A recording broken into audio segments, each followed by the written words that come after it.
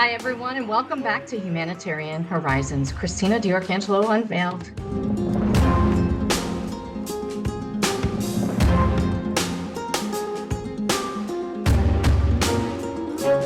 Today's episode is about something that has been rapidly growing in popularity, but also raising serious health concerns in the medical and regulatory spaces. We are talking about GLP-1s and specifically the rise of compounded GLP-1 products. This is a conversation about patient safety, transparency, and accountability. GLP-1 medications like semaglutide and tirzepatide have changed the landscape in weight loss management, diabetes care, metabolic health, and some other indications that have been approved post the original approval of the drug. But the demand has skyrocketed. So has the emergence of alternative compounded versions being offered outside of the traditional pharmaceutical channels. And the question we have to ask ourselves is, are patients being fully informed about what they're receiving? Let's break this down simply. FDA-approved GLP-1 medications are manufactured under strict regulatory standards. They're supported by extensive clinical studies, monitored for safety, efficacy, and consistency.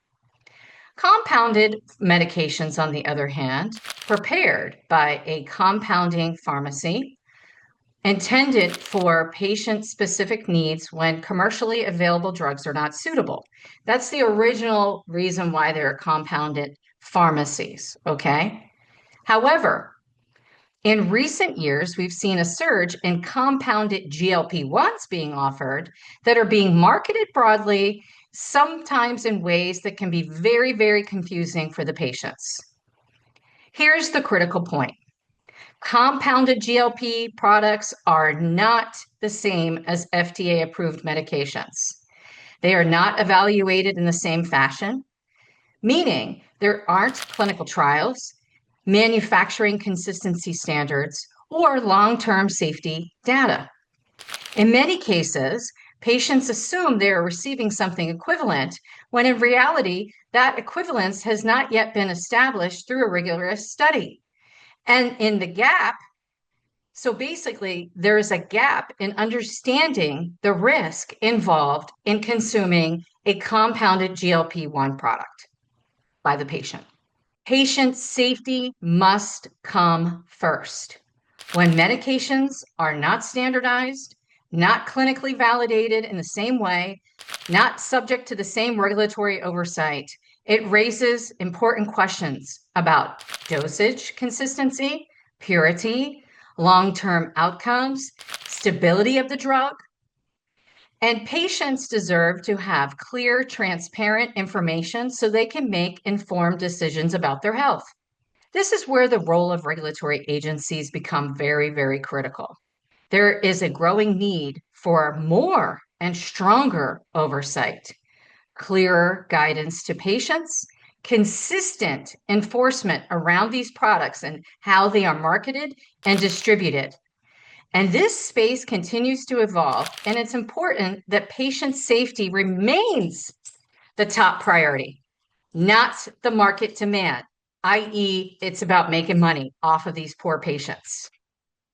So what should a patient do? If you're considering a GLP medication, start with your physician. Obtain a legitimate prescription from your physician. Use licensed, reputable channels. So, in other words, going through your healthcare, going on the Trump RX website, or going directly to the pharmaceutical companies that have developed those drugs. The goal is to ensure that you know exactly what you're receiving as a patient, that it's properly regulated, and that it aligns with your specific medical needs. This is not about fear. This is about an informed choice. Patients should never feel pressured or confused when it comes to their health. At the end of the day, innovation in medicine is so powerful, but it must always be grounded in safety, science, efficacy, and integrity. Ask questions, stay informed, advocate for yourself, because when it comes to your health, you deserve clarity, not confusion. Thank you for being here and engaging in conversations that truly matter. This is Humanitarian Horizons, Christina DiArcangelo Unveiled, and I'll see you again soon. Bye bye for now.